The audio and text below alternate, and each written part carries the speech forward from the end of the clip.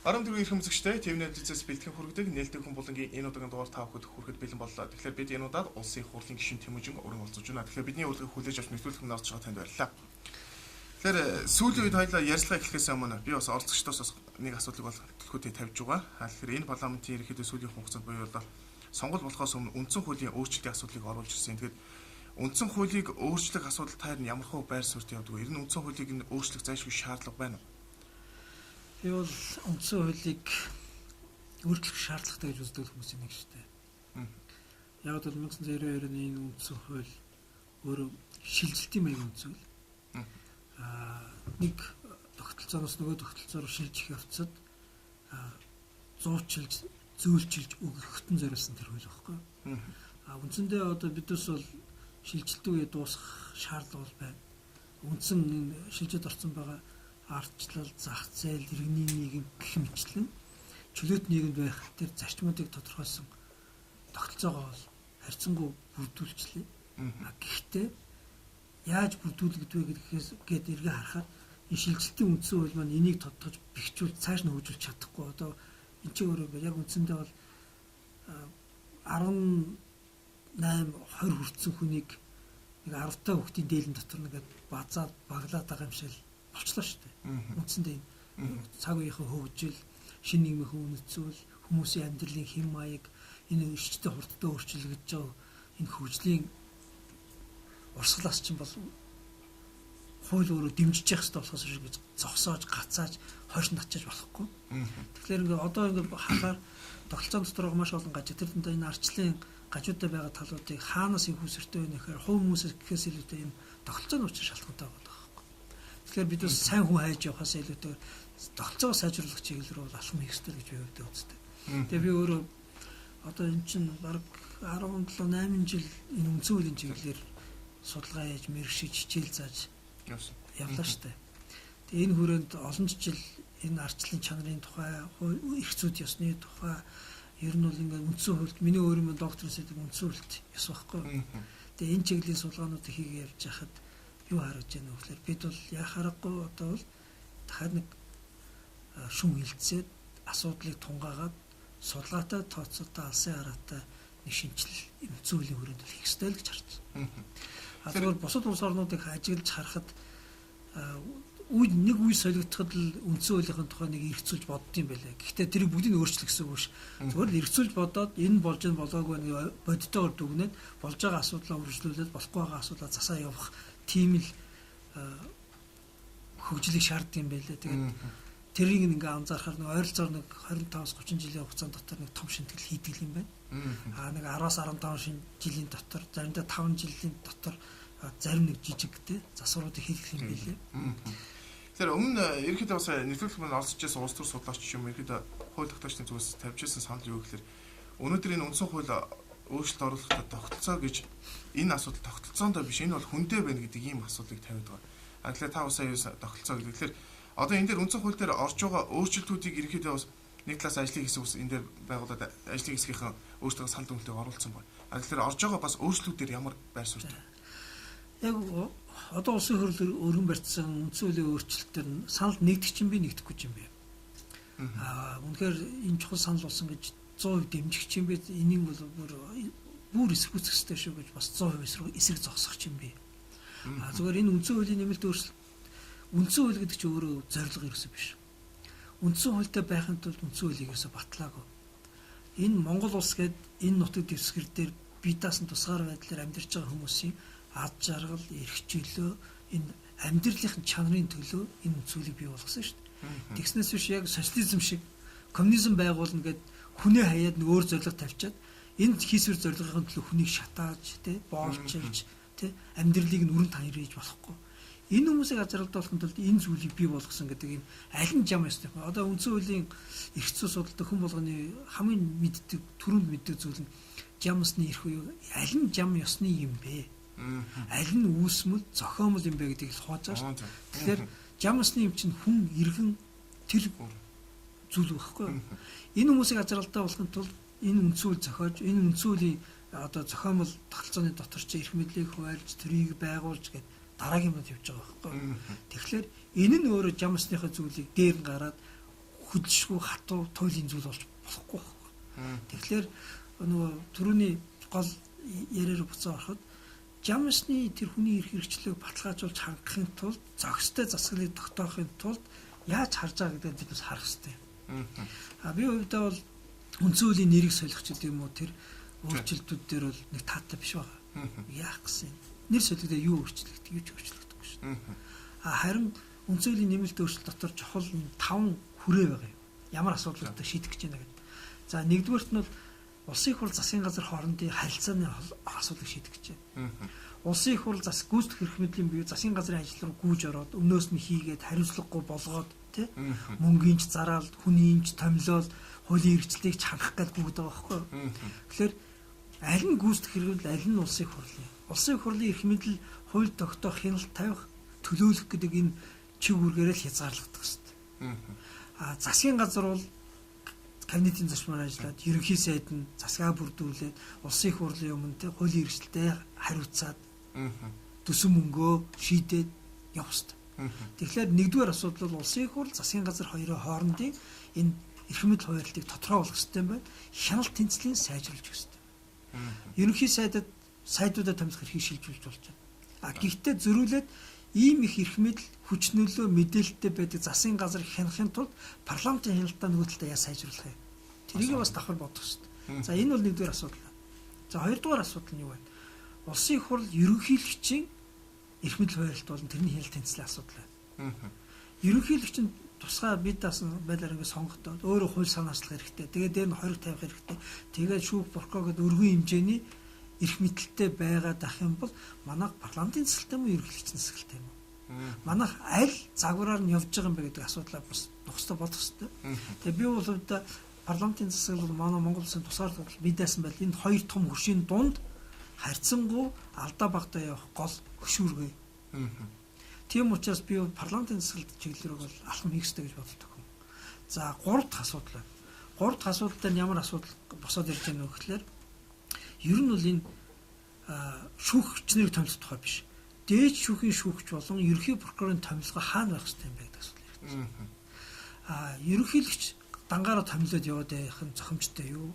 Эсвэл энэ улсын хурл томилох нь зохимжтой юу гэж.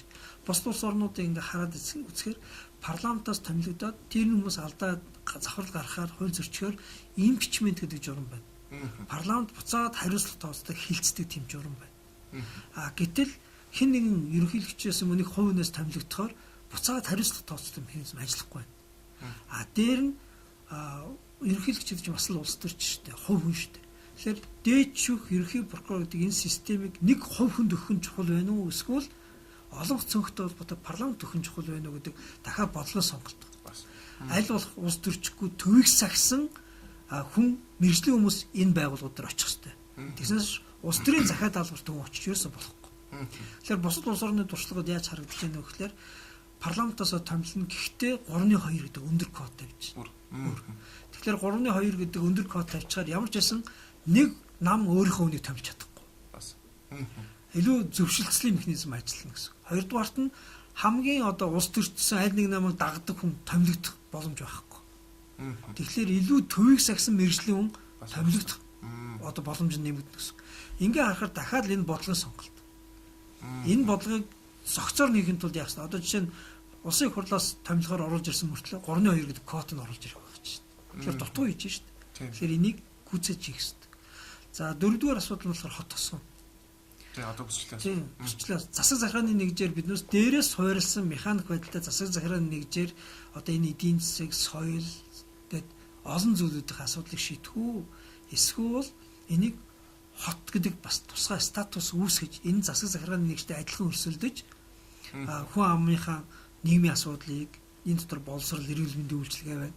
Хүн амынхаа аюулгүй байдлыг энд хууль сахиулах болон шударгасны үйлчилгээ байна. Хүн амынхаа одоо эдийн засгийн одоо чанарыг сайжруулах гэдэг худалдаа авах чадвар, үйлдвэрлэх чадварыг нэмэгдүүлэх гэх мэтлэн энэ төвлөрөл гэхдээ Улаанбаатарт бөөнөрөөр төвлөрөх тухай биш. Монгол улсад задарсан гэхдээ төвлөрөл. Одоо энийг хөлбөрийг биднээс үндсэн хуулинд оруулж ирэх шаардлага байна гэдэг одоо харах хэрэгтэй. Яг харахгүй ардчлал, зах зээл, шударга ёс гэж одоо хууль ёсны энэ тогтолцоо амлахын тулд хүн амын төлөвлөлийг шаардаж байна. Нэг судалгаа онл байна. Онл төдийгүй бодиттой үр дүнтэй судалгаа байна. Тэрний юу гэхээр хүн ам 10,000-аас 30,000-аар ингэ төвлөрсөн газар ардчлал шударгаас зах зээл дөнгөж ажиллаж эхэлнэ гэж байна. 10,000-аас доош байгаа тийм газрууд бол зах зээлж ажиллахгүй, шударгаас ажиллахгүй, ардчилж ажиллахгүй. Яагаад гэвэл хүн ам багасах тусам сонгуул бол хамаатан садны сонгуул болж ирнэ. Тийм. Худалдаа 8% бол тийм нэг дэмжин бизнес кейс илүү үр зээлийн тохиолдол болж хувирна. Шударгаас гэдэг чинь нэг таньдаг хүмүүс учраас тийм нөгөө хууль өөрөө ажиллаж эхлэхгүй. Арын хаалга эсвэл танил тал нөлөөлж эхэлнэ. Хүн ам 50,000 руу төвлөрөөд эхлэхээр ардчлал зах зээл энэ хууль ёсны тохиолдсон эрсдэлгүй болж эхэлнэ. Тэ? 100,000 дүүнээс дээш болоод сая хүн ам руу ороод ирэхээр энэ ардчлал бодит утгаараа явж эхэлнэ гэж байгаа юм. Тэгэхээр биднээс бодох хэрэгтэй болчихно. Монгол улсын хүн ам 3 сая хүн амыг биднээс 300 хэдэн сумд хуваацсан байгаа л. Нийт сумын чинь хэдэн хувь нь бараг 300 гула 2,000-аас 5,000 хооронд тэрнээс доошоо байж байгаа шүү. Тэгэхээр одоо биднээс бодно арчлалын гажиг дефект маань хаана өгöd байна гэхлээр муу сайн удирдгчийн тухай яриа гэхээс илүүтэйгээр нөгөө мэдээлэлтэй, идэвхтэй, оролцоотой иргэд дээр төшөлж арчил өрөө байж идэг. Зохистой харьцаан дээр бизнес явж иж зах зээлөөр ажиллаж идэг. Шударгаас гэдэг чинь бодит байдал дээр тий макро микро төвшин ингээд салцсан байгаа газар л ажиллана шүү дээ. Гэтэл ингээд холилдсон байгаа газар ч ажиллагаа болчихж байна. Тэгэхээр бид бодох хэрэгтэй болчихж байна. 3 сая хүн амыг ингээд хууль дээр ботход ядаж манах биш үү? 300 сумд хавах тухай биш. 300 гаруй сумд хавах тухай биш. Ядаж 160 төвлөрсөн сум орон нутагт ингээд төвлөрөл үүсчээд тэнд эмнэлэг шиг болж эхлэх юм байна. Сургууль шиг болж эхлэх юм байна. Хотолтой харилцаж байгаа айгуу болж эхлэх юм байна. Хуулийн байгууллага зохистой болж эхлэх юм байна. Тэгэхээр энэ биднээс бодох хэрэгтэй болж байна. Тэгэхээр энийг хараад яа харахгүй бид бол нэг юм шийдэх хэрэгтэй юм байна. Засаг захиргааны нэг жиж энэ 360-ийн хуурилтаас илүүтэйгээр хотосхны зохион байгуулалтаа дахиад сайжруулахын тулд одоо улсын хэмжээний орон нутгийн хэмжээний хотын статусыг хойшлох хэрэгтэй юм. Ядаж энэ нэг аймгийн төвөдөө хотын статус руу орж ирэх хэрэгтэй юм. Ядаж энэ дахин эрдэмтдээ 100,000-аас дээш хүн ам төлөрсөн байгаа энэ суурин газараа улсын хэмжээний хот гэдэг статус руу оруулж иржээж хөгжлийн төв болгож хорих хэрэгтэй юм. Энд чинь өөрөө дахиад хөгжил баг. Тэгэхээр энэ бол хэд их асуудал вэ? 4 дахь асуудал. За 5 дахь асуудал нь орон нутгийн эрх мэдэл, төв засгийн газрын эрх мэдэл, төв улс төр болон орон нутгт дах одоо иргэдийн өөрөөгөө удирдах ёс гэдэг хоёрын ялгаа зааг гарах уу? Бүх юм энэ хагас томилгооны системтэй улс төрийн намуудын хувилдаанаар явах уу? Эсвэл иргэд бас шууд сонгох байдлаар шууд арчлалын элемент орж ирэх үү? Өөрөөр сумын засаг дарга сонгодог хэрэгтэй байх уугүй юу? Сумынхын төвшөнд намжрахгүй байвал ямар вэ гэдэг ийм сонголтын тухай ярьж байна. Зөв буруу би хэлж мэдгүй бод судалгаа хэрэгтэй. Гэхдээ энэ өөрөө бас л дахиад нэг хувилбар. Тэгэхээр ийм хувьдлаа биднээс яг энэ 5 агуулгаараа үндсэн хууль нэмэлт өөрчлөлт оруулж байгаа юм биш. Гэхдээ энэ тухай зүгээр чэйжнийхээ пангаар ярих биш. Зүгээр сэтгэл хөдлөлөөрөө аль нэг дагаж гүйх биш. Аль нь Монгол улсын хөгжилд ирээдүйд хүмүүсийн тайван чинэлэг аз жаргалтай эрхчлэлд амьдрахад нь Монгол улсын тусгаар бие даасан өөрийн гэсэнтэй төр тустай байхад нь хэрэгтэй вэ гэдэг дээр судалгаатай. Шинжлэх ухааны нүдээр хараад нэг зарим мэрэгчлэтнүүдийн үнэхээр бодиттой дүгнэлтүүдийг аваад улс орны хэрэгцээг зөв харж байгаад нэг ярилцах хэрэгтэй. Тэгээ сонголт хийх хэрэгтэй. Тэгэхээр сүүлийн үедээс яригдж байгаа асуудал. За нэгдүгürt үндсэн хуулийг өөрчлөх асуудал нэлийн цаг тавьж орж ирсэн. Нөгөө талдаа бас ард нийтийн санал асуулгын мэдээж дагалаад энийг өөрөө зохицуулж байна. Гэвч яг энэ асуудалтай холбоотой ингээд асуудал дараагаасаа гарч явахад бол энэ парламент үндсэн хууль өөрчлөлт оруулах тэр субъектив бол биш ээ гэдэг юм асуудал байсан. Ер нь бол аль парламент үндсэн хуульд нэмэлт өөрчлөлт оруулах эрхтэй эрэхгүй тухай яриаг бол хинч ярьж чадахгүй шүү дээ. Чи дахиад хувийн үзэл бодлоод байхгүй тий. Сонгуулийн үр дүнгээр байгуулагдсан улсын их хурлын парламент байна уу? Юуг нэрлэхээс өөр шалтгаалтай. Энэ бол тэр сонгосон хүмүүсийн төлөөлөл байхгүй. Тийм учраас энийг үгүйсгэх эрх мэдэл дараагийн сонгуулийн үр дүнгээр л гарч ирнэ. Тэгснээс өөр хэн нэгэн уран цэцэн ярьдаг хүнтэй эсвэл хэн нэгэн улс төр хийж байгаа чэйжэд хилдэж байгаа хүн эсвэл одоо хүний сайн муугаар нэмжигч ёс суртахууны юм уу цусны шинжээчд бол энийг тодруулж чадахгүй. парламентд эргэлзэж байгаа бол парламентд эргэлзэж байгаа эргэлзээг нэг л зүйл хариу өгдөг. Тэрний үйл яг энэ асуудлуудаа ард нийтийн санал асуулга явуул. Иргэдийн дунд яг нөгөө үндсэн саяны 5 хүрээг дотроо тий гол асуудлуудаа бичээд энийг дэмжээний дэмжээгүй юу гэдэг асуудлаар нь санал хураалт явуулчихвал тэгвэл иргэдээс санал асуугаад иргэдийн олго дэмжиж байгаа асуудлуудаар тэгвэл парламент шийдвэр гаргахыг дахиад яг сонгуульд адилхан мандат авч штт. Их мэдл авч штт. Тэгснээс биш юу гэдгийг хэсэг хүмүүс та нар бол чадахгүй би чадна гэж хэлж болохгүй. Би чадна гэж байгаа хүмүүс дахиад яах ёстой вэ? Ард түмэс сонгогдвол гарч ирээд энэ асуудлыг яар. Зарчим арчлын зарчим энэ байхгүй. Сонгогдоогүй хүмүүс ард түмний нэрийг барьж ярьж болохгүй. Тэр бол хууль бус одоо үндсэн хуулийн бус арга замаар шийдвэр гаргах гэж оролдож байгаа хэлбэр шүү дээ. Энэ үг хэлэхэд тэгэхээр хоёр л арга зам байна. Нэг бол парламент шийдвэр, нэг бол парламент итгэхгүй гэж бол ард түмний олон нийтийн санал асуулга явуулах хэрэгтэй. Ард түмний дунд. Тэгэхээр энэ хоёр замаар аль нэгээр нь яваач гэд улсын хурал дээр хэлцүүлэг өргөж байна. Бид үндсэн хуультай холбоотой асуудал хөндөж байна. Улсын хурал олон нийт эргэлзэж байна. Тэгвэл яг асуудлаа тавьж аваад ард нийтийн асуулга санал асуулга явуул. Аль алийг нь эсрүүцэж байгаа хүмүүс бол эцсийн дүндээ яг ямар ч хариугүй худлаа мухар одоо нөхрөө толгой шаах гэж байгаа хэрэг шүү дээ. Хоёр гарц байна. Аль нэгээр нь юу. Гэтэл ард нийтийн санал асуулга явуулахгүй энэ парламентаар шийдвэрлэхгүй. Тэгвэл яах гэж байна? Хин шийдэх гэж байна. Хууль ёсны бөгөөд ард түмнийг төлөөлөх тэгээд тэдний санаа бодол дээр түшгэлж шийдвэр гаргах субъект нь хин. Тэр нэг өөрийгөө зарлагчд байж болохгүй. Би шудраг. Би бол агуу хүн.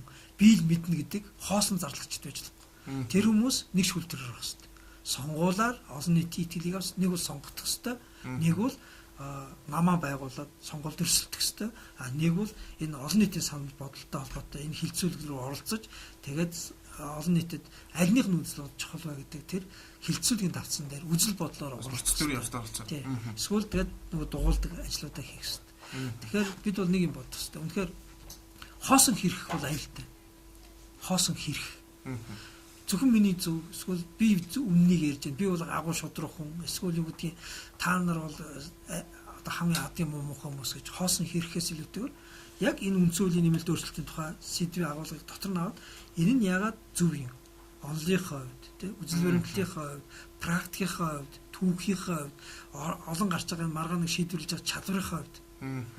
Судалгаатай, тооцоотой, баримттай, тохиолдол бүрийн одоо кейс гэж ярьдаг түүхэн тохиолдлуудыг иш татсан байдалтайгаар арга ядаад харьцуулсан тий, бос орнд яаж яах гэдэг тэд туршлагатайгаар тэгээ гаргаж ирээд ярилцах хэрэгтэй байна. Тэгснээс биш зүгээр би мэдчихээн хоосон тий чэжээ дилдсэн тэгээд эцэг үг нь яг яагаад мэдж байгаа гэхлээр субъектив гэж ярьдаг шүү дээ манай тий би одоо эдэмтэн учраас би одоо академич учраас эсвэл би одоо ухаантай хүн учраас гэдэг хоосон юм ярьж байгаа шүү. Хүн болгол өөрийгөө ухаантай мундаг гэж ярил хүн болгол ярина. Тэр хүний тухай яриа биш. Хин нэгний тухай яриа биш. Асуудлын сэдвээ ярьж марах юм бол үр дүнд хүрнэ.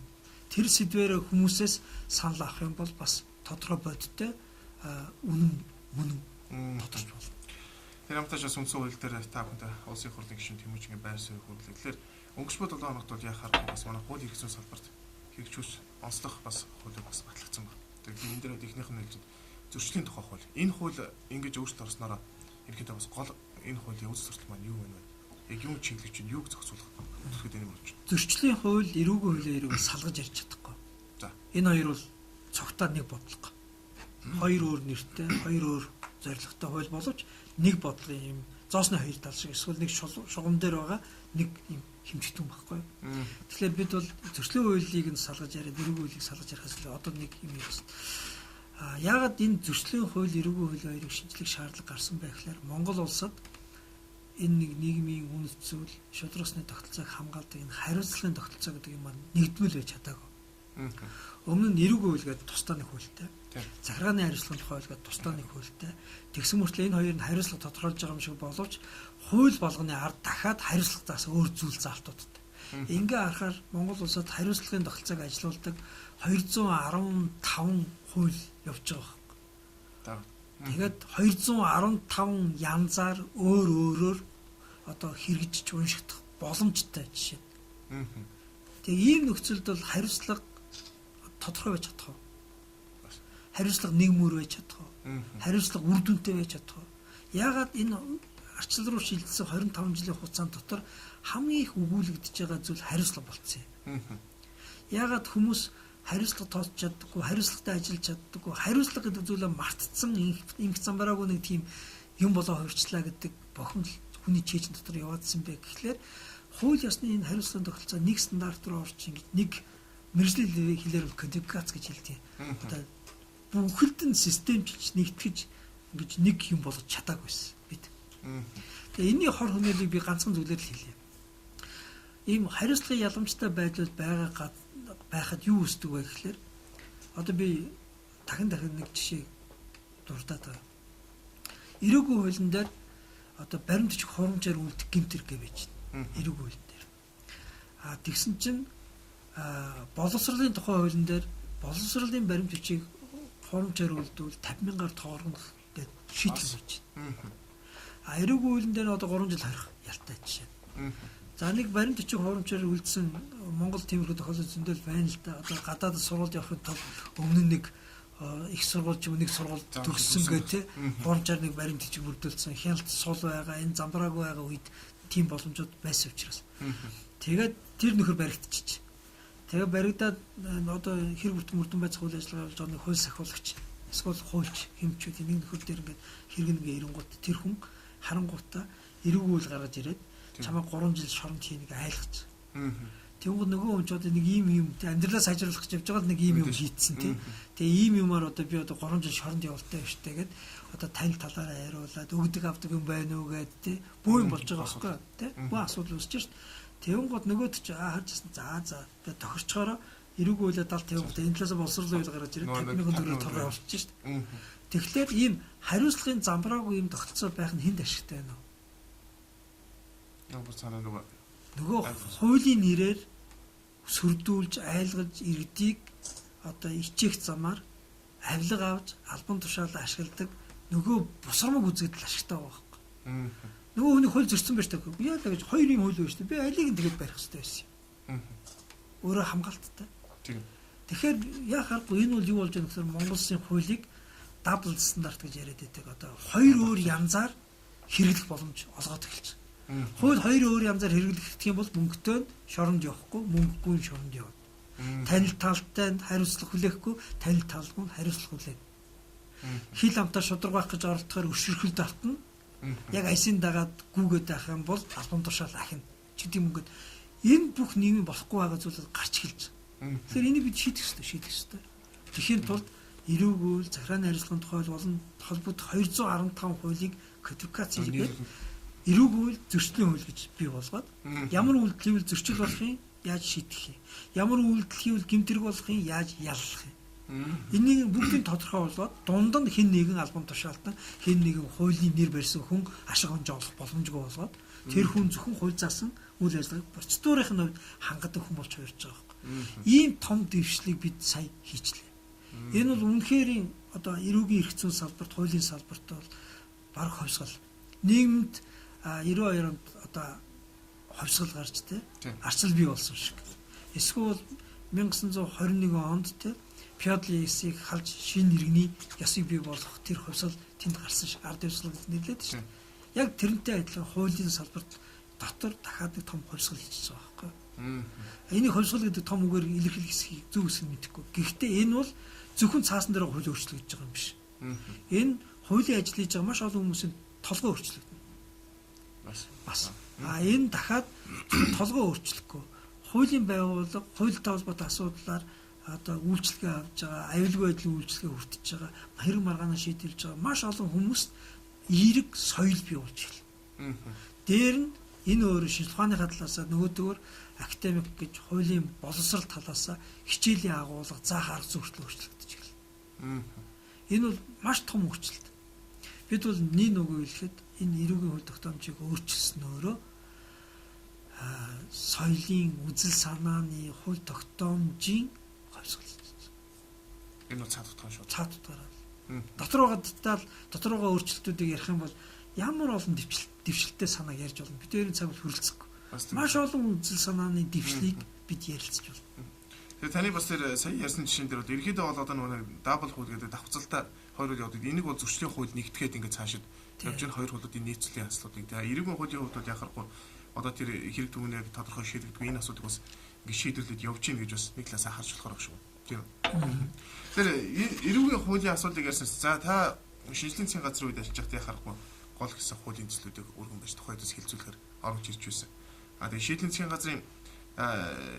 газрын шинээр томилогдоод таны эрүүгийн хуулийг одоогийн хууль зүйн сайдад төлөвлөж бусад таснаас та холбоотой нэг хуулийн таны анх өргөн мэдүүлж ирсэн нэг зарим зүйл залтууд өөрчлөгдөж үү.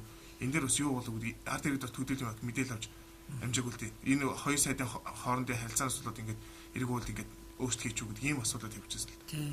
Ер нь бол энэ эрүүгийн хууль тогтоомжийг боловсронгоолох гэдэг нь нэлээд цогц том бодлого байхгүй. Мэдээж л. Тэр бодлогын дотор сая бол зөвхөн эрүүгийн болон зөрчлийн хоёрхан хуулийг л биднээс гаргаж байгаа. Энэний ард дахиад 7-8 хууль байгаа. Цогцоор. Энэ асуудлыг цогцоор нь шийдэхгүй бол энэ хуулиуд хэрэгжихэд бас зовлонтой. Мэдээж л. Энэ эрүүгийн болон зөрчлийн хууль зөвхөн материалын хууль. Энэний ард энийг яг амьдрал хэрэгжүүлэх процессын хууль тогтоомжуудыг биднээс гаргах хэрэгтэй. Тэр процессын хууль тогтоомж гаргахгүй бол энэ дэвшилтэд маш олон үзэл санаа цаасан дээрээ үлдээд амьдралд хэрэгжихгүй байхгүй. Тийм учраас яг шинжлэлийн засгийн газар, алт үеийн засгийн газрын үед бол бид бол энэ бодлогын хооронд бол цогцоор нь хараад эрүүгийн хуулийг бол тухайн үед гэмтрийн хуулийг нэрлэжсэн.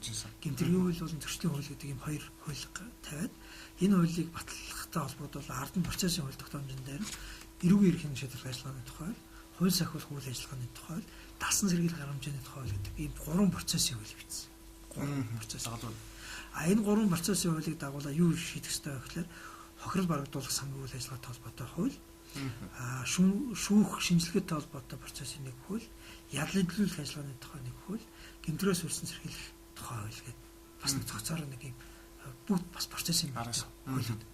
За ийм хуулиуд бол ингээ бэлтгэдээ бүр бэлэн болцсон байсан. Тэгээ шинэ засгийн газар гарч ирээд тухайн үед яг энэ хилцүүлэг явж исэн хоёр хуулийг болон бэлтгэдээд санал аваад эцсийн байдлаар улсын хурд өргөн барихад бэлэн болцсон байсан хуулиудыг зогсооцсон. Дахиад нэгтлж харсан ба. Тэгээд гэмтрийн хуулийг бол эрүүгийн хууль гэдэг нэрээр, зөрчлийн хуулийг зөрчлийн хуулиар нь өргөн барьсан. За энэ хуулиуд бол яг биднээс энэ төр боловсруулж байсан хуулиудаас бол нэг 90% та орж ирсэн. Иргэд нөгөө гол тусгасан санаа нь гол тусгасан санаанд бол бүхэлдээ байсан. Гэхдээ зарим нэг санаанаас бол ухралт хийсэн байсан. Жишээ нь бол одоо бид бол гүтгэхийг гэмт хэрэг биш зөрчлөөр шилжүүлэх хэрэгтэй гэж хэлсэн бол гүтэх бол гэмт хэрэг дээр буцаад орж ирж байсан. Гэмт хэргийг ангилал бол байх шаардлагагүй гэж яхад гэмт хэргийг ангилдж орж ирж байсан гэх мэт иймэрхүү зүйлүүд байсан. Тэгээ улсын их хурл дээр банк орон дээр ажилласаараа хэлцэх явцтай бол тэр нь дэвшилттэй байсан учраас буцааж бол оруулж ирээд ер нь бол хууль эрүүгийн хууль болон зөрчлийн хууль бол өмнөх шинжлэлийн засгийн газрын хуулийн үеийнхээ хуулийн хууль санаагаар ерөөхдөө бол батлагдсан.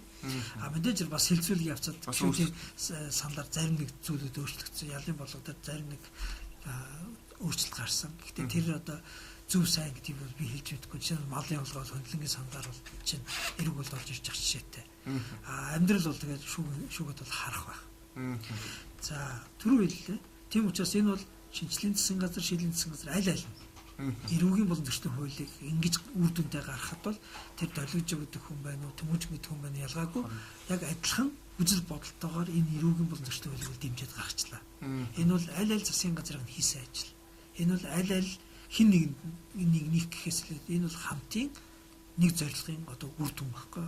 Тийм учраас би бол энэ дээр бол сайн муу гэж хэлэхгүй. Одоо энийг амжуулахын тулд бид процессын хуулийн дээр дахиад сайн одоо харах хэрэгтэй. Одоо бол шинэ засгийн газар бол процессын хуулийг түрүүний дурдсан хууль сахиулах үйл ажиллагаа, эрүүгийн эрхийн шийдвэр ажиллагаа, дасан сэргийлэх арга хэмжээний тухай гэдэг энэ 3 хуулийг нэг хууль болгоод хууль сахиулах үйл ажиллагааны хуулийн дээр байсан зөрчлийн шийдвэрлэх ажиллагаатай холбоотой асуудлыг зөрчлийн хуулийн дотор холиод оруулж ирсэн байснаа үнэхээр болохгүй нэ. Материал болон процессын хуулийг хольж болдгүй юм байна. Тийм учраас гээд татаад тэр нөгөө зөрчлийн хуулийн дээр байсан процессуудыг аваад тэгээд зөрчил шалган шийдвэрлэх тухай хууль гэдэг дахиад өөрөөр оруулж ирсэн. Тэгэхээр хэрэг хэн шийдвэрлэх болон зөрчил шанал эрүүгийн эрэг болон зөрчлийг хэн шийдвэрлэх хоёр хууль бол процесс хууль өргөн баригдчихлаа. Гэхдээ дахиад учир дутагдaltaй гэж харж байгаа. Ягаад гэвэл ийм сайхан дэвшилтэй үзэл санааг дутуу тооцоод хэмнэх гэж оролдоод хууль олон хууль хэрэггүй нэг хууль гэж ингэж ерөнхийлөх гэж оролцсноороо дахиад доголон болох юм. Гүйцэд ажиллуулахгүйгээр одоо тулгын 3 чулуу байлаа гэж бодоход нэг чулууг нь хэмжиж хоёр чулуудаар явж болох байхаа гэж тавихаар тоогоо бол тогтохгүй Тоогоо тогтохгүйс бид хоол цагаа идэж чадахгүй байхгүй. Яг тэрнтэй адилхан асуудлыг дутуу харах юм бол хичнээн сайхан зориг байлаа гэгээд цаасан дээр үлдчих аюулт. Тийм учраас бид дахиад ярилцж байгаа. Юу гэж ярилцж байгаа нөхлөө процессыг бол бүрэн дүр хийе. Дараа нь одоо энэс болоод хууль хэрэгжсэнгүй гацчлаа. Ийм сайхан дэвшилттэй санаа цаасан дээр үлдчихлээ гэж одоо дараа нь шүмжлүүлэх тулд бүрэн зоригтой алхам хийх хэрэгтэй. Үнэхээр зориггүй дутуу алхаснасаа болоод нөхөн дундаг шүү дээ. Тийм учраас бол зоригтой ихэнд бол процессын үйлдэлээ дахиад сайжруулах тогтолцоогоо харъя. Үнэхээр зөрчил шанал шийдвэрлэх тухай хууль гэдэг ийм хууль орж ирлээ гэхэд хууль сахиулах хуулиар үйл ажиллагааны хуулиар зохицуулах хэрэгтэй харилцааны 3-1 л орж ирж байна. 3-2 нь хаана үлдэж байна гэхлээр дахиад л байгууллагын даргын захирамж заавал тушаалаар тэр журмыг журмах гэдэг шүү дээ. Гэтэл үндсүүлэн дээр маш тодорхой. Хин нэгний эрх хэрэгчлөөр халдах юм уу эсвэл хувийн ашиг сонирхолтой холбоотой асуудлыг хөндлөх байгаа бол зөвхөн хууль заасан үндэс журмын дагуу орж ирж хязгаарлана. Гэтэл хууль заагаагүй хин нэгэн байгууллагын дарга хамтарсан тушаалаараа гаргадаг журмаар хүнийг барьчилж болохгүй, хүнийг хорж болохгүй, галзар шиг ашиглаж болохгүй. Энд чинь өөрөө хүний хэрэгчлээтэй холбоотой асуудал. Тийм учраас энэ бол зөвхөн хууль тогтоох хэрэг мэдлийн нэг хэсэг байна. Тийм учраас одоо хууль олгож гаргах хэрэгтэй. Процессын хуулийг дэлгэрүүлэх хэрэгтэй. Процессын хуулийг дэлгэрүүл гэдэг чинь юу хэлж яах вэ гэхээр дунд нь хэн нэгэн албан тушаалтанд дураараа ажиллах боломжгүй болтол нь харивчилж, стандартчилж хэмжээг тодорхой болгож өгсөн. Энэ бол хэрвээ энийг хийж чадах юм бол үнэхээр энэ 25 жил хийж чадаагүй зүйлээ бид хийж байгаа. Энэ бол яахаарахгүй үндсэн хуулийн заасан иргэнийхээ эрх хэрэгчлөөний баталгааг төр хангах хэрэгтэй гэдэг энэ үүргээ гүйцэтгэх чадах тийм хэмжээнд очно гэсэн үг. Тийм учраас арчилсан намын мөрөөдөлбөрт орсон байсан, засгийн газрын мөрөөдөлбөрт орсон байсан энэ эрүүгийн эрх зүйн шинтгэлийг бид бол төгс цогцоор нь дуустал нь түлхэх хэрэгтэй. Чадхаас нь чадахгүй хүртэл. Дотоодын үйл ойлголцол 2.2% байр суурь гэхээс илүүтэйгээр бид намын үзэл баримтлалаараа үндсэн хуулийнхаа хүжил дэвшлээрээ улс орны шаардж байгаа хэрэгцээ шаардлаганд өршин. Энийг хийх юм бол хүний эрх манай эрүүгийн эрх зүйн тогтолцоон дотор хангагдана. Шударгаас илүү бодиттой зүйл болж ирнэ. Эрүүдэн шүүдэг, хүнийг хорж мөрддөг, амьдралаар нь зольжтэй хэрэг илрүүлэх гэж оролддог ийм өвөөгүй хоцрогдсон социалист арга барилаасаа бид нас салж чадна. Ишинскийн гэж ярьдаг зөвлөлт маягийн одоо нотлдог нотлогоонуудаасаа бид нас салаад хүн төрөлхтний дэвшилтэд тэгж одоо хүнийг өөрийг нь одоо түр анх битэрийн үнцөлийн яриа гарахад хүн чинь өөрөө жамсных байхгүй. Тэгснээс биш энэ цагдаа, тэгснээс биш энэ эрүүгийн шүүх гэдэг чинь жамсны зүйл биш. Тэр хүмүүсийн дунд байгаа гэмтэрхтэй холбоотой зөрчилдөөнийг ухаалаг шийдэхийн тулд энэ тогтолцоог зохиосон болохоос биш. Энэ нь өөрөө мөн чанар болоо сүлдээ эннийхээ золионд хүн эрүүдэн шүүгдээд амьдралаа золигдоод явж болохгүй. Энэ динс биш шүү дээ. Шудрагсны динс. Энэ динсээ зөв харах хэрэгтэй гэдэг үгнээс энэ шийдвэрийг бол хийх хэрэгтэй л гэж харагдав. Тийм учраас бол цаашдаа ч гэсэн ойлголцол илүү нарийн явах. Энэ том зорилго, энэ ойлголцлын төлөө бол хувь хүмүүсийн жижиг амбиц болоод хувийн арга бол нэг том асуудал биш шүү. Тэгэхээр та бас нэг өмнө бас ярьж байсан. Одоо Арслан мөрөгдөл яах аргагүй энэ хууль эрх зүйн шинжилгээ гол асуудал байсан. Мөрөгдөлтөж анх гарч иж байгаа. Тэгэхээр ерөнхийдөө Арслан одоо яг таны тухайн үед ярьж байсан хууль зүйн сайдаар ажиллаж байгаа хугацаанд одоо энэ явж байгаа процедурыг ингээ харахад энэ хууль эрх зүйн шинжилгээ тал дээр нам энэ хэр дэмжлэгтэй хандаж байна. Ухрах асуудал энэ миний ярьж байгаа болон яриад байсан тэр санаа бол зөвхөн миний санаа биш л дээ. Энд чинь өөр энэ 25 жилийн хугацаанд хуулийн салбар хийсэн сулгааны үр дүн. 2002 оны эрүүгийн хууль тогтоомжийг өөрчлөхөд л бас энэ яригдж ирсэн яриа. Тэр үед зориулаагүй. Тэр үед улс төрөө дийлээгүй. Тэр үед хуулийн байгууллагуудын амбиц, хуулийн байгууллагууд толгойлж байгаа эрх мэдэл бүхий хүмүүсийн одоо тэр дур зоргийг бид хязгаарлаж дийлээгүй учраас дутуу хийсэн. Одоо бол гүйцэж хийх гэж зорж байгаа. Тэгэхээр энэ бол нэг талаасаа зөвхөн арчилсан намын мөрөөдөл гэж харахаас илүүтэйгээр эсвэл энэ Тэмүүжингийн одоо хуулийн шинтгэл гэж харахаас илүүтэйгээр энэ өөрөө нийгмийн хэрэгцээ гэж харах хэрэгтэй. Энэ өөрөө үндсэн хуулийн дараах үндсэн хуульд нийцүүлж байгаа хууль тогтоомжид том шинтгэл гэж харах хэрэгтэй байхгүй. Тийм учраас энэ намын дэмжлэг гэдэг энэ ойлголт нь бол зөвхөн хувь хүмүүсийн хооронд асуудал ерөөсөө биш. Яг харахгүй 2012 онд арчилсан нам энийг амлалтсан. 2009 онд ерөнхийлөгч энийг амлалтсан. засгийн газрын мөрийн хөтөлбөр дотор байгаа зүйл учраас хүсэн үсээгүй энэ өгөөтэйгээр ганц намын бодол биш. Жишээ нь юу гэдэг одоо яг харъя л да.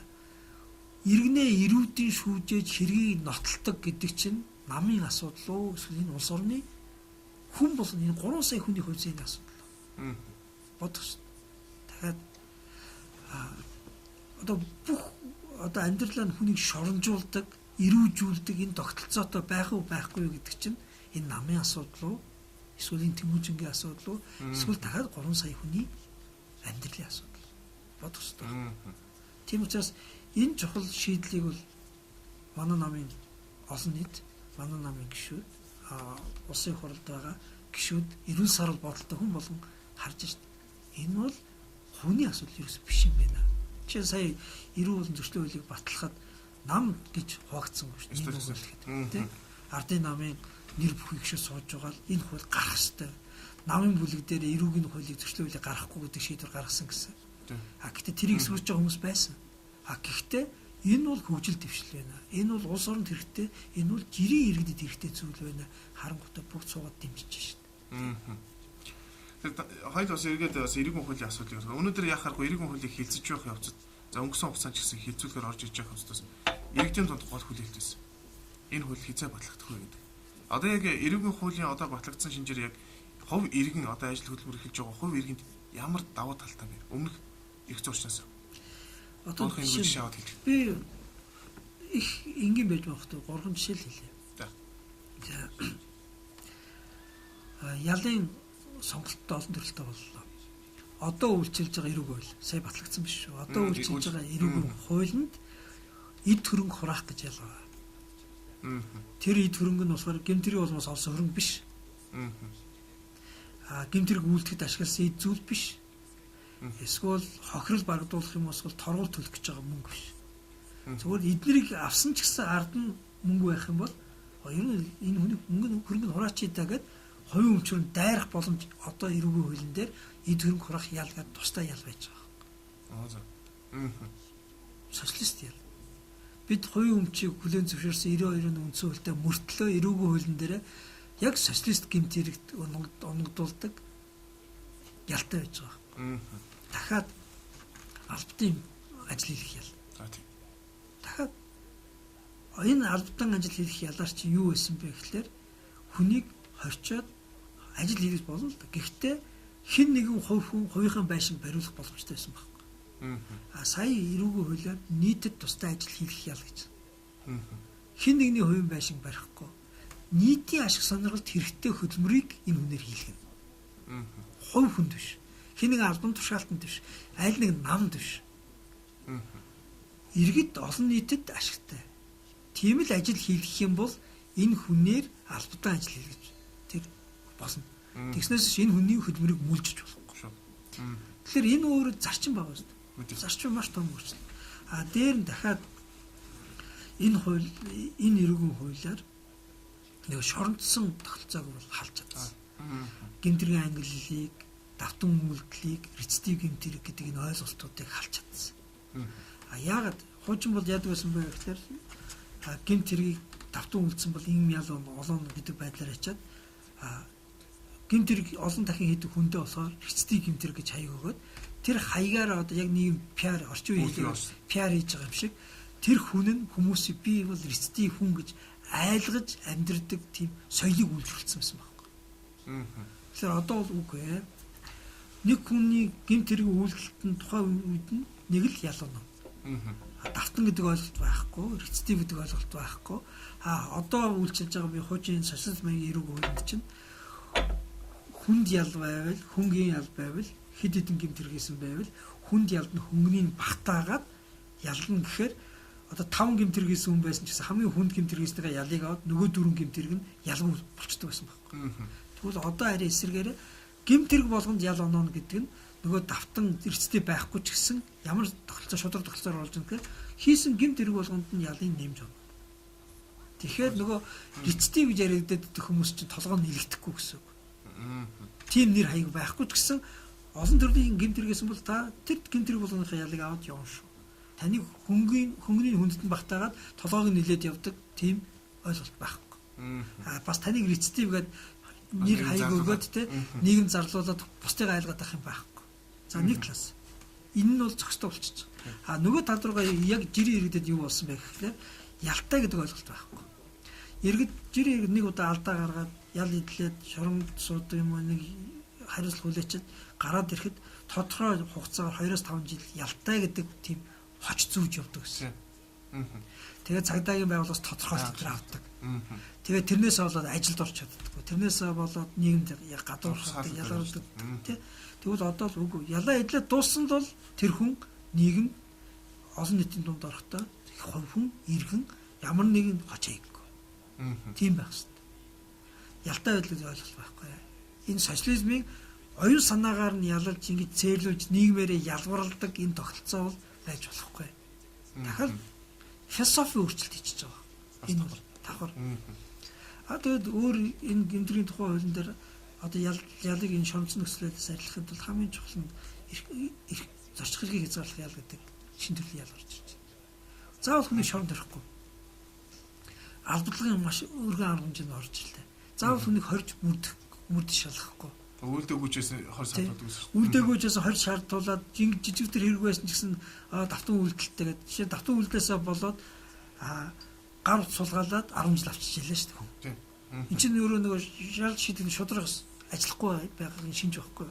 Тэгэхээр одоо энэ систем ажиллаад эхлэхээр давтан гэдэг ойл хүндрүүлэх гэдэг ойлголт нь өөр утгатай болоод ирэхээр яг хийж байгаа үйл үйлдэл ялаа.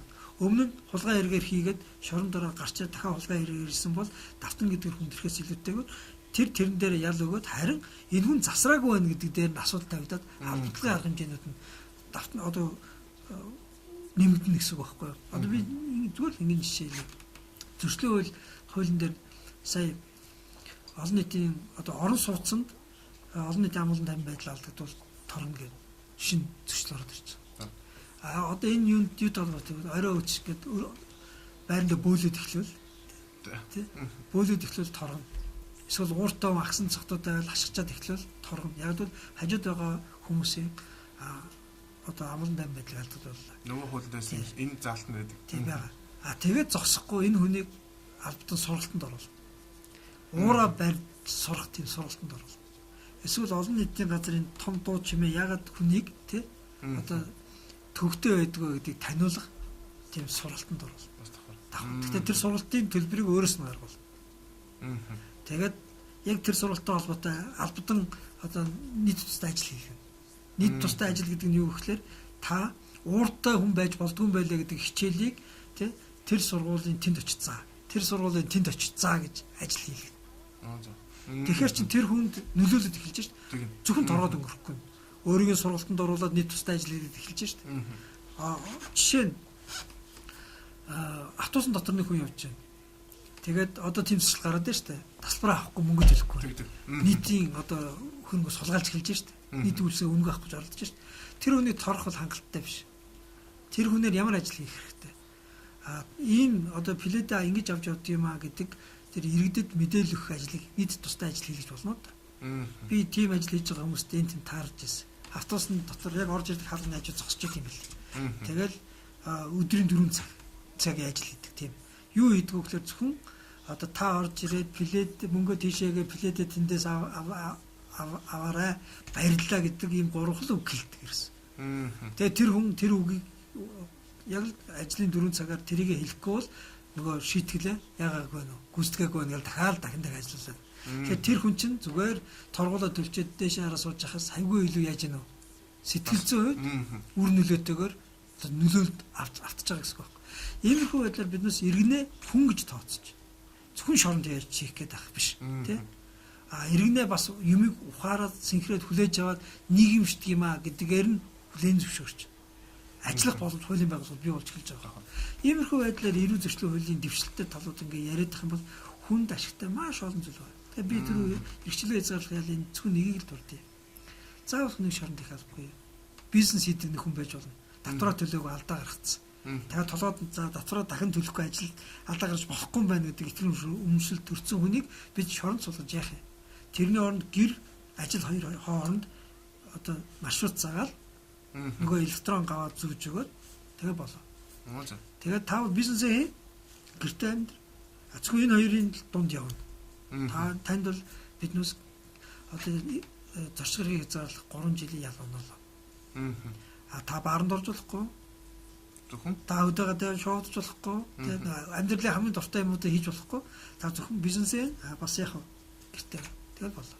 Яг таны бизнесээ хийж зөвшөөрж байгаа юм гэхээр танай компани 100 хүн ажилтдаг. Таныг биднес шоронд хийгээд хийчихээр танай компани дампуураад 100 хүн ажиллах болно. Тэрнээр та 100 хүний ажилтаа авсан чигээр аваад Монгол эдийн засгийг босгоход тусалсан чигээр туслаад татвараа төлөөл бизнесээ хийж тэрж үлдэн төшөөж. Та энэ бизнес хийгснээр гэр бүлийг хийж байгаа. Тийм учраас гэр бүлтэй байгаа бизнестэйгээ харьцаж чинь биднес хууль ёс нүлэн зөвшөөрөл тэрнээс бусдыг чи яг шоронд авчиж байгаа юм шиг эрчлөөгч хязгаарлалаа. Энэ дэглэмийг зөрчих юм бол харин бичлүүлж шоронд ялж хийлүүлэх шүү. Сануулгатай. Тийм сануулгатай. Энэ аль алинд нь ашигтай. Төр жишгтэй. Иргэнд ч ашигтай, нийгэмд ч ашигтай. Нийгэм нэг татвар төлөгч ямар ч байсан давбахгүй. 100 хүн ямар ч ажилгүй болохгүй. Нэг гэр бүл ямар ч байсан тижээгчээ тий шоронд алдахгүй. Тэр иргэн татвар төлөөгүй гэдэг хариуцлага 3 жил ямар ч байсан яах нь хатуу ойлгож байна. Гэхдээ бизнес болон хувийн амьдрал өөрчлөгдөөгүй. Тэрнээс бусд нь яг шоронд байгаа юм шиг яаж гэнэ хязгаарлагдаж байна. Тэр хүний шоронд авчиж хийж яах юм? Шоронд авчиж хийх юм бол тэр хүний хоолыг даан, байрыг даан, тийм үстэй. Хувцсыг нь даан. Тэр хүн татвар төлөвчдийн мөнгөөр энд зүгээр суун.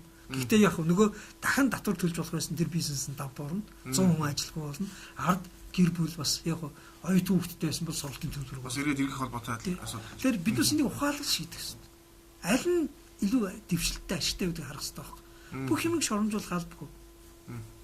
За тэгэхээр та тэрээс ярилцах дуусах төхөж байна. Тэгэхээр үзэгч та бүхэнд бид нар эрүүгийн хууль бол энэ шинэ хуулийн тэмцэгчл асуудлуудыг ерөнхийдөө бас яаж байр суурьтай орж байгааг танилцуулгууднаас улсын хурлын гишүүн Тэмүүжингийн байр суурьгаас хүргэж байна. Тэгэхээр ярилцах бас дуусах төхөж байна. Тэгэхээр ярилцлагын төгсгөлд бас ерөнхийдөө бас таны нэр холбогдсон бас 3 асуудал дээр юмсан таны байр суурийг сонсон гэдэг ийм асуудыг тавьж байна. Тэгэхээр түрүүн хойлоо бас яриад өнгөрсөн нөгөө шийдлийн засгийн газар гарч ирээд ордогчур сайд таны хуулийн төслийг эргүүлэн татсан гэдэг энэ асуудалтай холбоотойгоор ерөнхийдөө энэ асуудал ингээ босч өрнөж явахад та бас сошиал ертөнцид нэг 2 сая долларын баримтыг дэлгэсэн. Энэ юуны баримт гэсэн бэ? Энд дээр нэг бас байр суурь. Бид тэр жиргэн дээр маш тодорхой бичсэн. Тэ. Хуулийн байгууллагаар сүрдүүлж, хуулиар айлгаж хичээж, орлого олдог хуулийн байгууллагын айлгын хэмжээ гэж. Тэгэхээр нөгөө түрүүний л анхны нэрвүү хуулийн өөрчлөлт тий ямар хэрэгцээ байна гэдэг энийг л факт баримт байхгүй. За тэгэхээр сүүлийн үед ярьж байгаа. За шинжлэх засгийн газрын үед ч ярьж байсан. Нөгөө төрийн албан хаагчдын имлэг гэж хурдаас олон удаа яригдж байгаа асуудал. Тэгэхээр төрийн албан хаагчдын имлэгийг одоо буцаад нөгөө имлэг болгоч ёстой шиг юм. Энэ асуудал дээр явж байна. Тэгэхээр төрийн албан хаагчдын имлэгийг та яагаад заавалчгүй тэгээд хууль хяналтын байгууллагаар төрийн тусгай албан хаагчдын имлэг. Төрийн тусгай албан хаагчдын имлэг гэдэг энэ байгууллага хууль зүйн хэрэг байгууллага байсан. Цалин мөн бүх асуудал нь хууль зүйн ямар шийдэгддэг. Тэгээд шинэ байшин барьсан. Тэр байшингаа барихын тулд их хэмжээний мөнгө гаргасан. Тэгсэн мэт байшин баригдад дуусаагүй. Нэмдэр сайдын үед эхэлсэн. Тэгээд намайг сайд болоод ирэнгүүт дахиад энэ байшинг барь дуусгахын тулд 4.5 тэрбум төгрөг хэрэгтэй гэсэн. Зөвхөн байшин барь дуусгах. Тэгээд имлэг болохын тулд тоног төгрөмж авахын тулд 25 сая долларын одоо тоног төгрөмж хэрэгтэй гэсэн судалгаатай тэрийг солонгосын тусламжаар авах хүсэлтэй байна гэсэн бичигтэй. Тэгэхээр нийтдээ хэдэн төгрөг хэрэгтэй байна. Тэр имлэгийг дуусгахад. Гэтэл манай хууль зүйн салбарт тийм мөнгө байхгүй. Хууль зүйн салбарт. Тэгээд ямар асуудал тавигдсан гэхээр ер нь яагаад төрийн тусгай албаагч болон цэргийн албаагчид хоёр тусдаа имлэгтэй байх хэрэгтэй гэж. Тийм цэргийн госпиталийн шинэ байшин дахиад баригдчихсэн. Тэр имлэг ашиглалтанд ороход дахиад доорож 20 тэрбум төгрөг хэрэгтэй гэсэн. Гэтэл яг нэг чигүүрэгтэй хоёр имлэгт нийлээд хэдэн тэрбум төгрөг хэрэгтэй байна. Ийм их хэмжээний мөнгө бол Монгол улсад байхгүйсэн. Тэр дундаа манай салбарт бол мөнгө байхгүй. Тийм учраас бид бол энэ байшинг бол дуусгаж тоног төгрөмж авч чадахгүй зарлгүй. Энэ байшинг дуусгахыг гэх юм бол би тухайн үед төсөв дээр суусан байсан мөрдөн байцаах газрын байшин барих гээд 3.5 тэрбум зөвхөн эхлэл байсан. 3.5 тэрбум байсан. Би энэ 3.5 тэрбумыг ийшин шилжүүлээд байшингийн дуусгаж болж байна. Эмнэлэг нь байгуулж чадах. Яг бол дахиад тоног төхөөр амжих тэр 25 сая төгрөг доллар бол байхгүй шүү дээ. Монгол мөнгөөр бодсон чинь дахиад тэр бол ихтрийн өндөр өртөгтэй тооцоо хийсэн байсан. Дараа нь Монгол мөнгөөр бодсон. Одоо энэ эмнэлгийг байгуулахад дахиад тоног төхөөр хэдэн сая гэж та сонсож байна. Тийм их мөнгө манай салбарт байна. Манай салбарт байхгүй учраас тухайн үед мөрдөн байцаах газрын барилгыг эхлүүлэх гэжсэн 3.5 тэрбум наашин шилжүүлээд хувааж шилжүүлсэн шиг санаж байна. Тэгээд энийг биднээс бол байшингийн дуусгах. Яг бол балас чигээрээ ингээд дахиад үргэлжлэх юм бол энэ бүр алдагдал хүлээнэ. Тийм учраас байшингаа барь тусгаад энийг мөрдөн байцаах газрын офис болгоё, хууль зүйн яамны офис болгоё. Нэмэлт дахиад тэр чинь мөнгө нь хүрэхгүй байгаа байхгүй. Тэр 3.5-ын 2-ыг нь шилжүүлээд 1.5 хойд цагдаагийн зэвсэг техник сайжруулах өөр юу хийж шилжижсэн шиг санаж байна. Дахиад 2.5 хэрэгтэй болно. Ингээд зөвхөн тэр чинь байшин дуусан. Тэгээд дараа нь дотор нь байгаа одоо тоног төхөөрөмжүүд санал ширээнээс ахуулаад тэр үед компьютертэй холбоотой цахим гэмтэртэй тэмцэх албан тэргээд мөрдөх албан байгуулалттай холбоотой олон зарлууд байсан. Тэрийг шийдэхэд бол хууль зүйн яамны хүчин байшинг заръя. Хууль зүйн яамны хүчин байшинг зараад зарсан мөнгөөр нь дахиад энэ байшингийн бүрэн дуусгалтыг хийя. Ингээд төсөвт нэгч нэмэлт зарлалгүйгээр энэ байшинг зарж хуулийн салбарт ажиллах боломж байна гэдэг шийдвэр гаргасан. Тэгснээс биш одоо ууж идсэн өөр яс үрлэгэн зарсан гэдэг шиг байлаа. Тийм нэлээд шүмжлэл гарч ирсэн. Төсөвт нэмэлт нэгч зарлал гараагүй.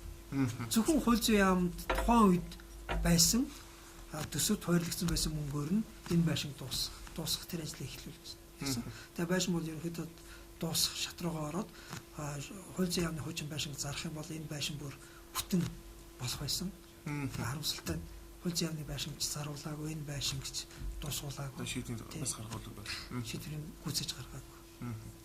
За ямар тач олон нийтийн анхаарал үзүүлсэн. Тэгэхээр сүүлийн үед бас нэг хэвлэл мэдээлэл хэрэгстэй нэг мэдээлэл гарч ирлээ. Таныг хууль зүйн сайдаар ажиллаж явахад холбогдох уран нартай холбоотой гүйцэтгэх ажиллагаа явуулсан гэдэг энэ асуудал. Одоо буцаад шалгадаад эхэллээ. Тийм яг хуу хуулийн байгууллагын шинтгэлтэй холбоотой тэрэнд цагдаагийн байгууллага мөрдөх албаны шинтгэлтэй холбоотойгоор байгууллагын бүтцийг өөрчлөх хэрэгцээ гаргахад тэр бүтцийн өөрчлөлтөөр албан тушаалаас солигдож өөрчлөгдсөн цагдаагийн нэр бүхий тухайн үед эрүүгийн болон мөрдөн байцаах газрын дарга байсан хүмүүс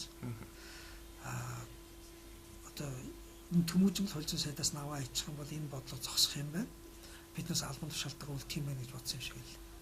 Тэгээд намайг сайдаас буулгахын тулд хэрэг тохож, зохиож, яаж нэрийн төрийг нь гутааж одоо тэр харлуулж болох вэ гэдэг тийм төлөвлөлт хийж байгаад дистратаар үйл ажиллагаа явуулсан байсан. Тэгээд тэр нь нэг сонирхолтой. Яг энэ тэр хил ам чинь бол 2014 оны хавар гарсан тийм ээ. Тэгэхээр 2013 оны 7 сараас тэр ажиллагаа эхэлсэн байсан. Яг тэгвэл тэр гүйцэтгэх ажилд өртөгдсөн материалууд нь он сараар огнотойгоо ингэж харахад тийм байна лээ.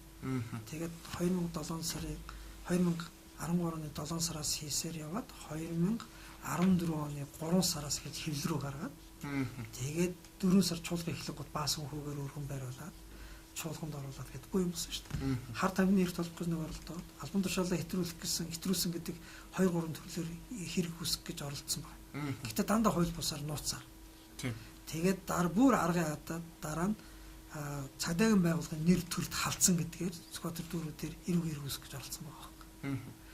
Тэгээд бүгд хууль бус үйл ажиллагаа хэрэг нь өөрөө зохиомол ямар нэгэн одоо үндсэлтэй сэжвэр байхгүй учраас сүлдээ тэр хэрэгүүд өөрсдөө устгаж нууж дарж эхэлсэн. Тэгээд энэ асуудлаар бол тухайн үед бол гомдол гаргаад таниулан байгууллага шалгаад үйлдэлүүдийн тогтоогоод тэгээ явж байсан. Тэгээд 14 оны шалгаад үйлдэлүүдийн тогтоочоод эрүү хэрэг үүсгэхээр дахиад прокурорын байгууллага буцаагаад өгсөн чинь прокурор бол тэрийг хэн шалгаад эрүү хэрэг үүсгэх үндсэлтэй байна гэдэг эрүү хэрэг үүсгэсэн.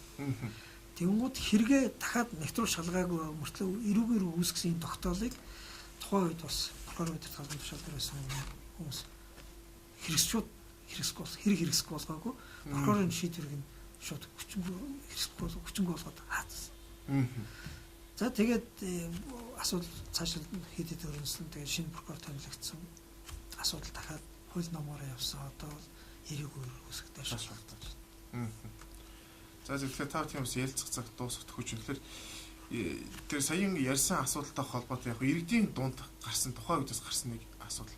Яг л бүхэл бүтэн салбарынхаа сайд хүн дээр ингээд ийм асуудал. Тэгэхээр нөгөө нэг хууль хяналтын байгууллагын хүссэн хүнээр ингээд тоглож чаддаг гэдэг ийм мэддэг л тухайн ийм процесс ингээд иргэдэд төгсөн л дөө. Тэгэхээр одоо зүгээр яг ингээд харж байхад заавал ч салбарыг шүмжлэж байгаа юм шиг. Иргэд энэ хууль хяналтын байгууллага дунд тийм бүлэгл байдаг гэдэг ийм яри нийгэм байдаг. Энэ тэр нь тахир салбар. Их ашиг төлөгдсөн. Бүлэгл байна. Тэр бүлэглүүдийг дасан зогсоохын тулд энэ шинтгэл хэрэгтэй байна шүү дээ. Би хуулийн байгууллагатай холбоотой цагдаагийн албаны шинтгэлийн тэрийг хийхдээ нийт ашиг сонирхол үнэнч хууль дэдэлж ажилтдаг мэрэгжлийн ур чадвартай тийм хүмүүстэй төшгөлсөн хуулийн байгууллага асуулж хүссэн шүү дээ. Тэгээ энэ шинтгэлийг хийх явцад яг л ИДБ-ээр шахагдаад хамгийн түрүүнд болж идэхгүй байгаа хүмүүс нүсэрч гараад буцаал мацж дайрч байгаа шүү дээ. Тийм учраас энэ бол зүгээр л амьдралын одоо шалгуураар тогтоогдож бол бодит үнэн байхгүй юу. Нэг нөгөө хэлэхэд цагдаагийн эдийн орондоо Баянгол зочд бодолд очиж хуралдаад нэг улс төрчийн заавраар хэвлэл мэдээллийнхэндээ харьцал ажиллаж байгаа байхгүй юу. Тэгэхээр эн чинь өөрөө эдийн засаг улс төр хүчний байгууллагын ингэж холилдсон нэг бүлэглэл байж гэн гэсэн үг үстэй. Тийм учраас энэ бүлэглэлийг бид яаж шийдэх юм? Эцсийн дүнд хуулийн өөрчлөхөөр өөр аргагүй. Эрүүгийн үйл тогтоомжийг өөрчлөх юм байна. Барьцаасын хууль тогтоомжийг өөрчлөх юм байна. Дээр нь үнэхээр хууль зөрчил алдаанууд байгаа бол хариуцлага тоцгоос орох. Ил тод ярилцаас орох. Тийм учраас энэ бүх процессыг үргэлжилж байна. Энийг бас тасцдаг хууль эрх зүйн орчинд биднээс шинжилгээ хийх хэрэгтэй. Яг тэгвэл хамгийн том аюул тэр байхгүй. Хуулийн байгууллага, хууль сахиулах алба хаагчид гэмт хэрэгтний юм уу, улс төрчдийн юм уу, тэ эдийн засгийн юм уу, бүлэглэлийн гар хөл босгол юм бол энэ улс оронд хуулийн засаглал гэж байхгүй. Харин хуулийн нэрээр томол дээрмэл явж эхэлнэ. Тэгээ энийг л дасан зогсоохын тулд энэ их шинтгэлийг одоо эхлүүлж байгаа шүү дээ. Яг хар бараа муухан нүүрэн дээрээс наалдж л байна. Тэр ус сонирн биш. Эцсийн дүндээ хүмүүсийн цусаар өш авдаг тогтолцол алга болох шүү дээ. За баярлалаа их хүмүүстээ бид нар энэ удаад та бүхэнд ерхэд хууль эрх зүйн салбарын шинжилгээг мөн зарим олон нийтийн анхаарлыг татсан хууль эрх зүйн батлагцтай холбоотойгоор зарим зүйлсүүдийг улсын хурлын гишүүн Тэмүжингийн байр суурь хүргэлээ. Тэгэхээр бидний энэ удаагийн нэвтрүүлэгт оролцсон танд баярлалаа.